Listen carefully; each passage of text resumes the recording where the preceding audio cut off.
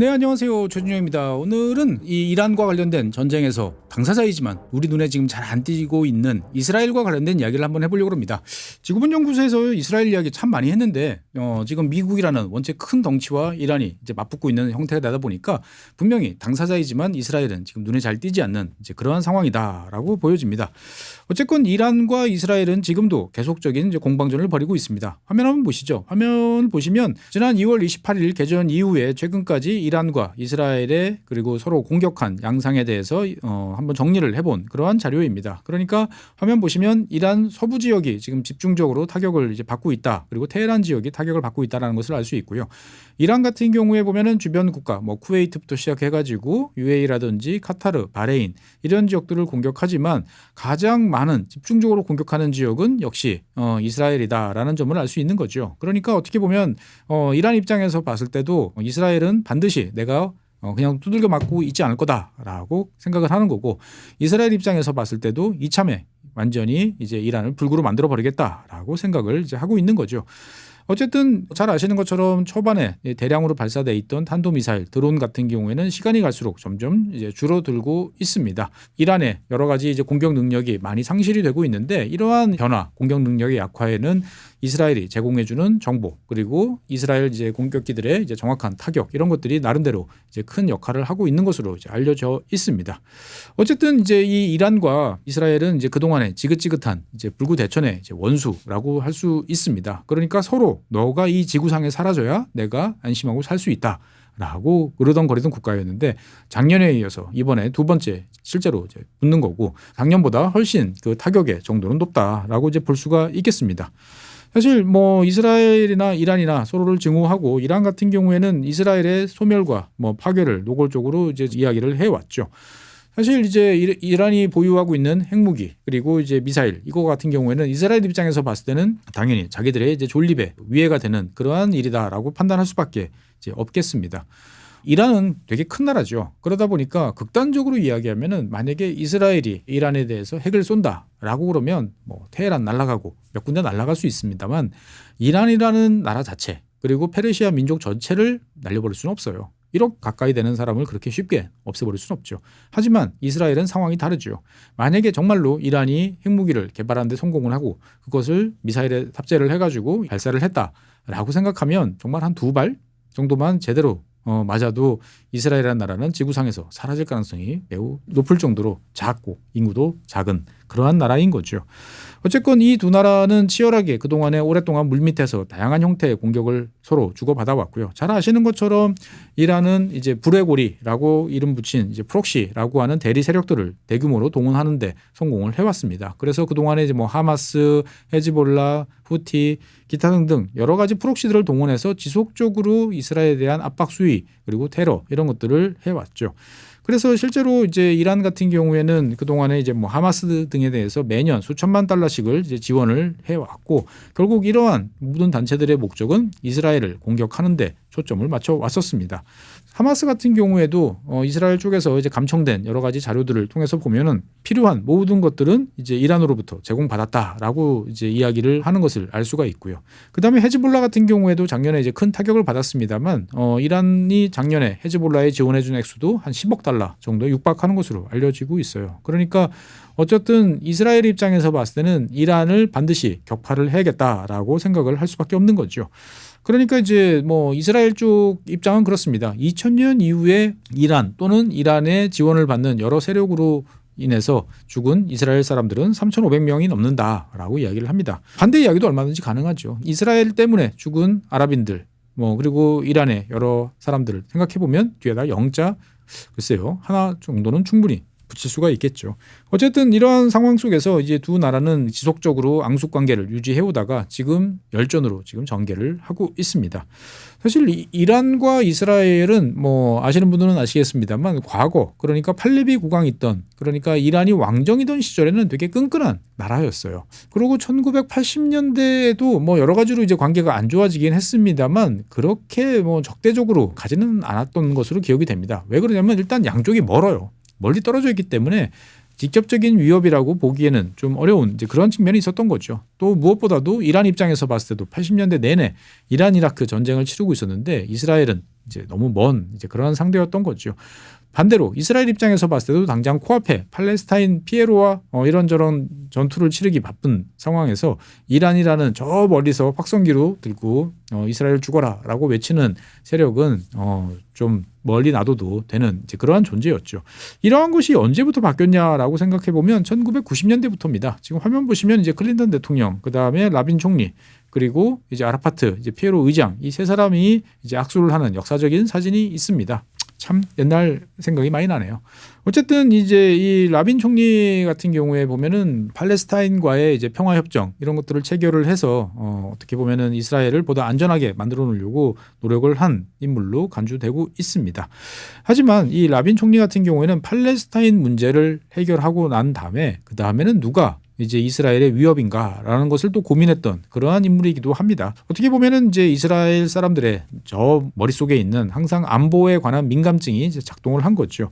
그래서 이 라빈 총리 같은 경우에 보면은 이란과의 어떤 적대적 관계, 그리고 이란 정권의 호전성에 대해서 우려를 하고, 그래서 이스라엘 정보부, 그리고 무엇보다도 때릴 수 있는 이스라엘 공군력을 강화시키는 데 주력을 하기 시작을 했습니다. 그러니까 이스라엘이 본격적으로 이란에 대해서 여러 가지 정보 능력을 확충을 하고, 그 다음에 이스라엘 공군이 장거리 타격 능력을 이제 본격적으로 배양하기 시작한 것은 이제 1990년대 라빈 총리 시절 때부터다라고 볼 수가 있겠습니다. 그래서 화면에 보이시는 것처럼 IDF 이스라엘 이제 방위군 같은 경우에 보면은 F-16 같은 경우에도 이런 컴퍼멀 탱크 같은 걸 붙여가지고 장거리 타격을 할 수 있는 여러 가지 역량을 갖추기 시작했던 것이 이 시기부터다라고 볼 수가 있겠고요.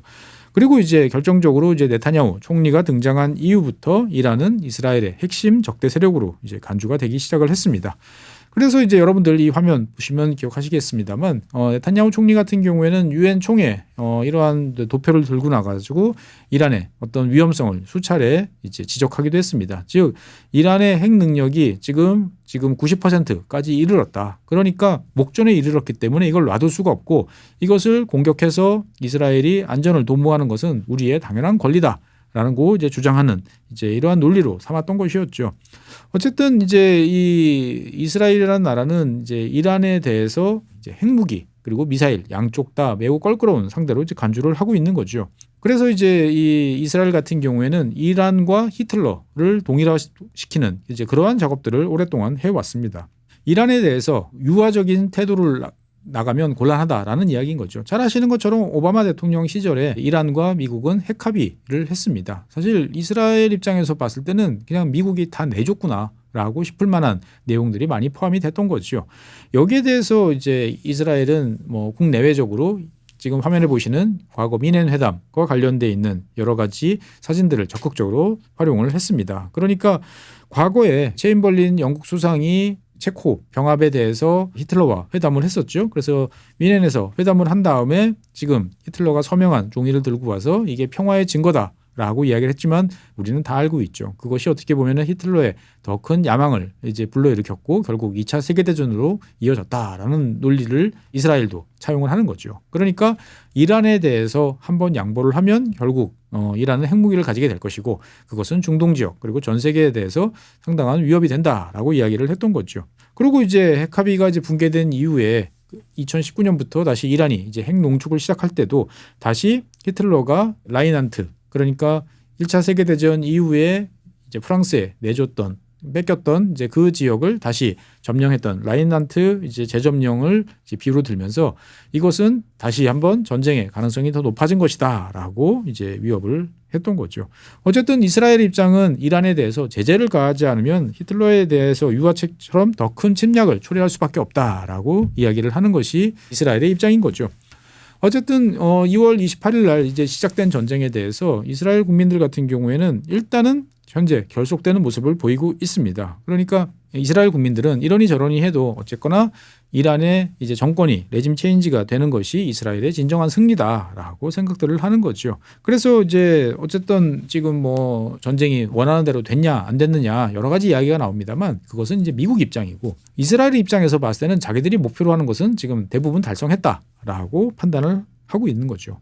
그러니까 자기들이 가장 껄끄럽게 생각하고 있는 핵, 미사일, 과 관련돼 있는 능력들 상당수를 지금 타격을 했고 지금도 타격을 하고 있습니다. 그러니까 단순히 무기 저장고에 있는 미사일 그리고 운반 차량을 타격하는 데 그치지 않고 이스라엘 같은 경우는 미사일을 만드는 데 들어가는 모든 부품, 원료 그리고 그것을 가공하는 시설까지 쫓아가면서 지금 타격을 하고 있는 거죠.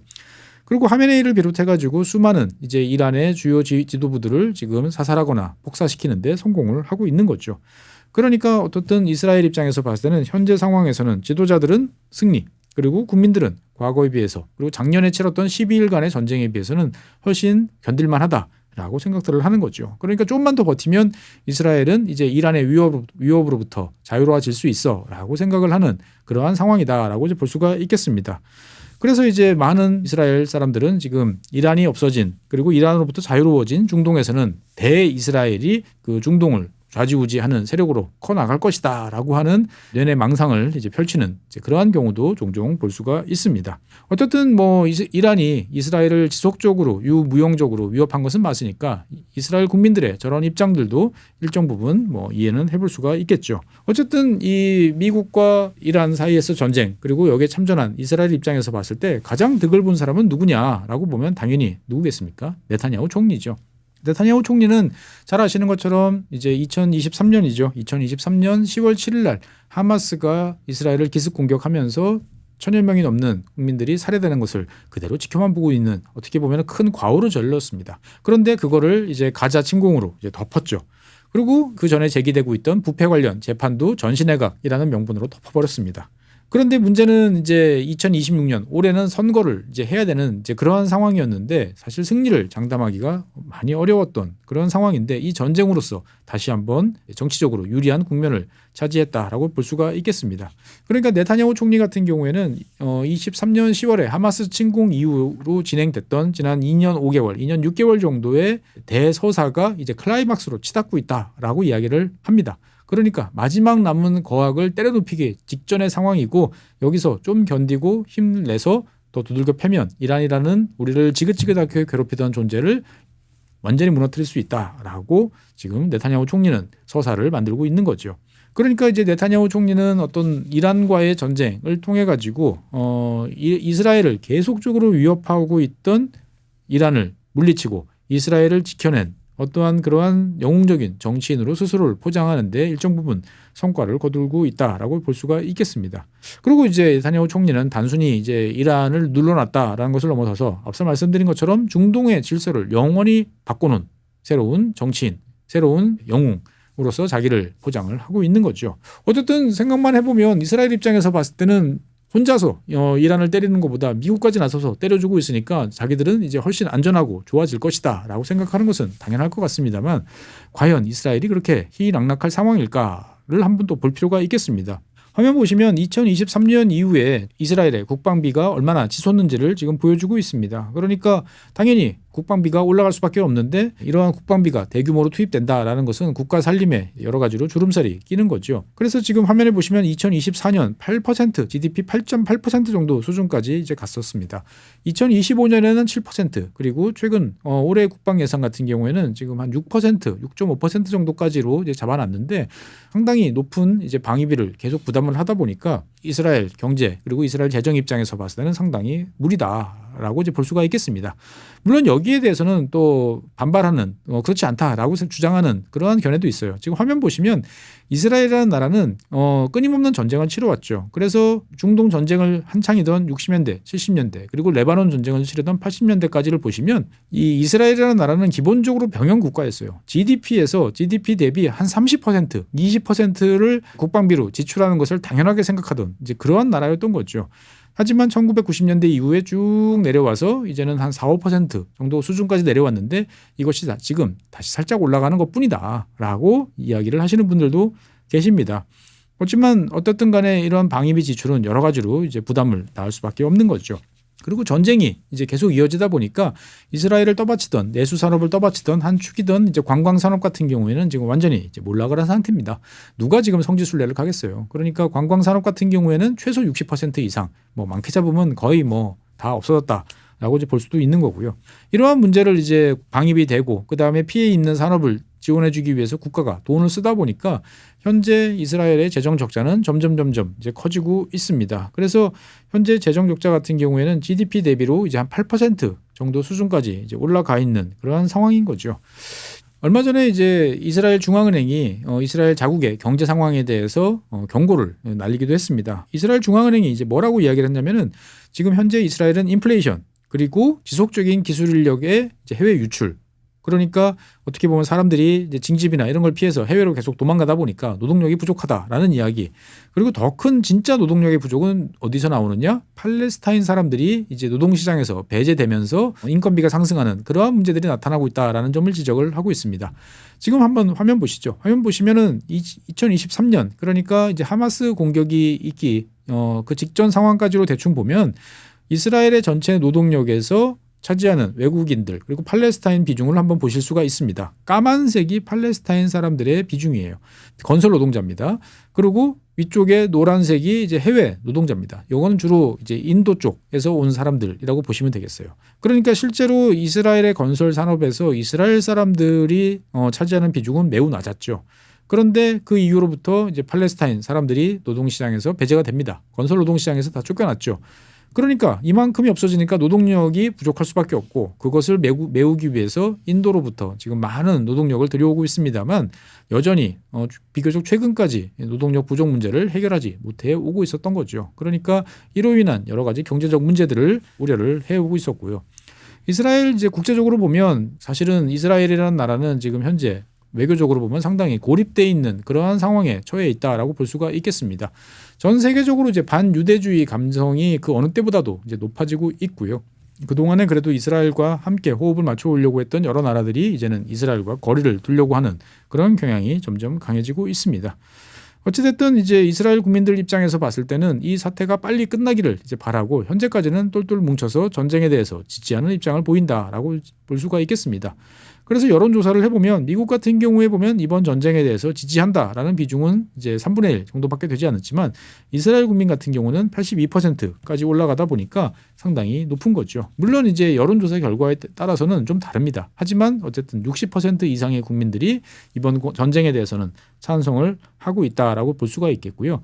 더 중요한 점은 이제 네타냐후 총리를 지지하거나 지지하지 않거나 와 관계없이 이번 전쟁을 지지하는 비중이 매우 높다라는 점에 대해서는 일단 이스라엘 내부적으로 결속이 잘 유지되고 있구나라는 것을 알 수가 있겠습니다.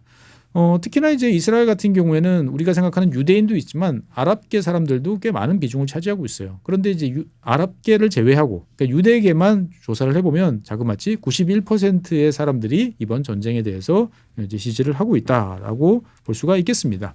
그래서 이스라엘 국민들 같은 경우에는 이번 전쟁이 2월 말에 시작됐으니까 보통 3월 말, 4월 초까지는 이어질 것이다라고 생각을 하고 있는 거죠. 그러니까 그때까지는 우리가 참고 버텨야 돼라고 생각을 합니다만 그렇다고 해서 이스라엘 사람들이 전혀 불만이 이제 없는 것은 아닙니다.